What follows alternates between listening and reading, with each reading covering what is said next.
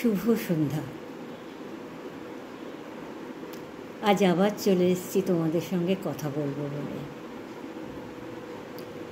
আমি কালকে বলছিলাম না, আমার মনে নানান রকম প্রশ্নের না আনাগোনা, অনেক বিষয়ের উপর। আজকে আমি প্রথম যেটা বলবো, এটা নিয়ে অনেক দিন ধরেই ভাবছি, কেন, কী জন্যে। হয়তো অনেকটা বয়স পেরিয়ে এসেছি বলে এখন এইসব ভাবনাগুলো আমার মনের মধ্যে উকি মারছে। আমাদের প্রজন্ম যেভাবে ভাববে, আমি কখনোই আশা করব না যে আমার পরের প্রজন্ম ঠিক এইভাবে ভাবে, কারণ তারা অনেক এগিয়ে, আমরা অনেক পিছিয়ে। তাদের ভাবনা আমাদের ভাবনা কখনোই একরকম হওয়া উচিত না, তাহলে আর এগোনো কোথায়? বিবর্তনের মাঝখান দিয়েই তো আমরা এগিয়ে যাই। কিন্তু এই যে মাঝখানে একটা কিন্তু, তবুও, এইসব কথাগুলো বয়স বাড়লে যা হয় আর কি, মনের মধ্যে উকি দেয়। যেমন ধরো টাকা, এই একটা শব্দ। টাকা নিয়ে আমরা কী ভাবি? আরেকটু থাকলে ভালো হতো, আরেকটু ভালো থাকতাম। ধরো আমি প্রথম জীবনে খুব ছোট্ট একটা বাড়িতে থাকি, মানে এমনভাবে থাকা যেটা তখন কিন্তু মনে হয়নি কষ্ট হচ্ছে, তখন আমি জানতাম ওটাই আমার লিমিট। আসলে এই যে একটা শব্দ না, লিমিট, এটা কিন্তু আমাদের অনেক কিছু ভাবতে শেখায়। তখন জানতাম ওইটুকুই আমাদের আছে, ওইটুকুর মধ্যেই আমাদের থাকতে হবে, ওই রকম খাবারই আমাদের খেতে হবে, কারণ তখন ওর থেকে বেশি করার ক্ষমতা আমাদের ছিল না।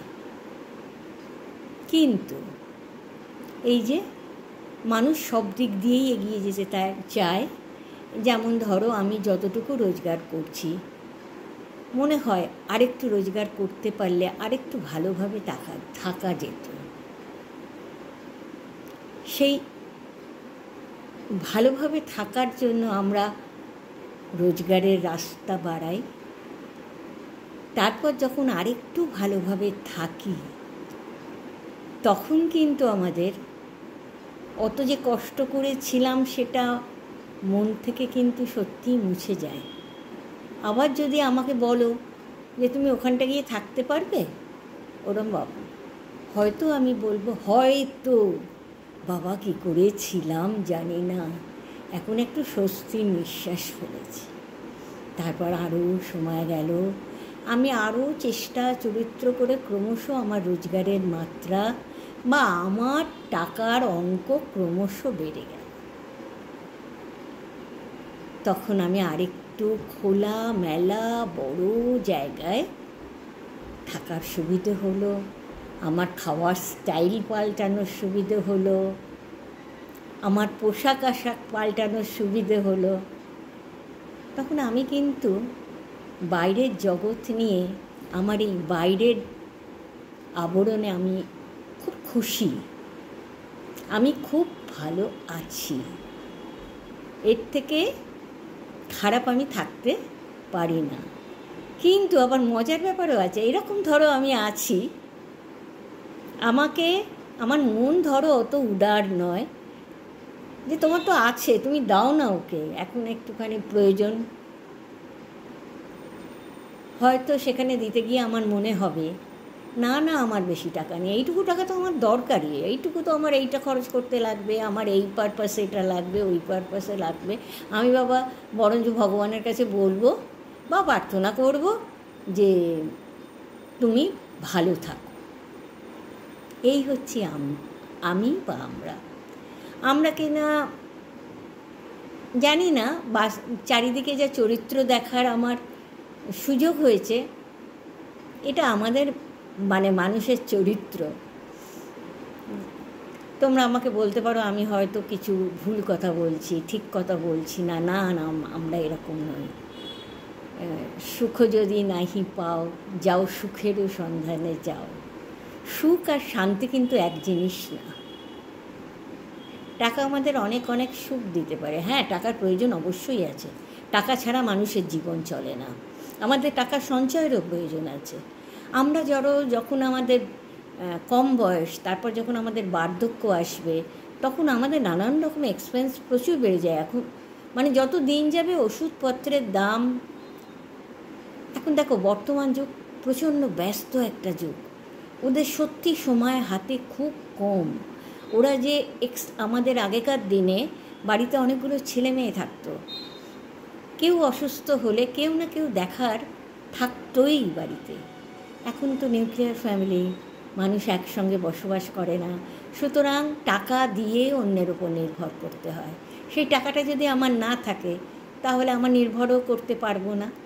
সুতরাং প্রয়োজন আমার আছে, কিন্তু প্রয়োজনের অতিরিক্তও আমাদের প্রয়োজন আছে, মানে খুব ভালো থাকার আমাদের যে ইচ্ছে একটা ভেতর থেকে থাকে, সেটা আমাদের মধ্যে আছে। এখন সেটা করতে গিয়ে আমরা অনেক ভুল করে ফেলি। আমরা কি এই যে আমাদের পরের প্রজন্মকে কে ঠেলে দিচ্ছে আরও আরও আরও আরও আরোর দিকে? আমরা কি ওদের সব কিছু ঠিকঠাক গাইড করতে পারছি? হ্যাঁ, যে যুগটা খুব দ্রুত একদম মানে এগোচ্ছে, সেখানেও কিন্তু অনেক কিছু ভাববার আছে, অনেক কিছু করবার আছে, আমাদের ভাবনা চিন্তা চেঞ্জ করার প্রয়োজন আছে। হয়তো সবারই একদিন হবে সময় আসলে, কিন্তু এই ভাবনাটা যদি আমাদের সবার মধ্যে আমরা ছড়িয়ে দেওয়ার চেষ্টা করি যে শুধু সুখ নয়, শান্তিটার বেশি প্রয়োজন। আমাদের বাবা মারা যে শিক্ষাটা আমাদের দিতেন তখনকার দিনে, আমাদের খুব খারাপ লাগতো ভাই, সত্যি বলছে, আর বাবা ভাল লাগে না, সেই একঘেয়ে।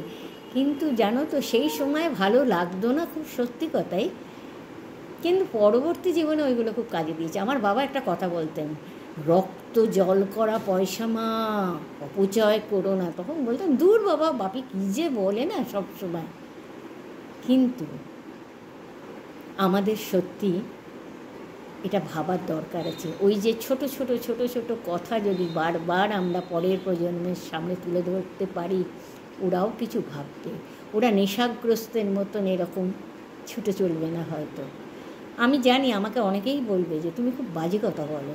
কে বলেছে তোমাকে জ্ঞান দিতে? আমি কোনো জ্ঞান দিচ্ছি না, আমি আমার অনুভব, আমার ভাবনা, আমার ভয়, এটা তোমাদের সঙ্গে শেয়ার করছি যে কোথায় ছুটছি আমরা কি ঠিক পথে যাচ্ছি?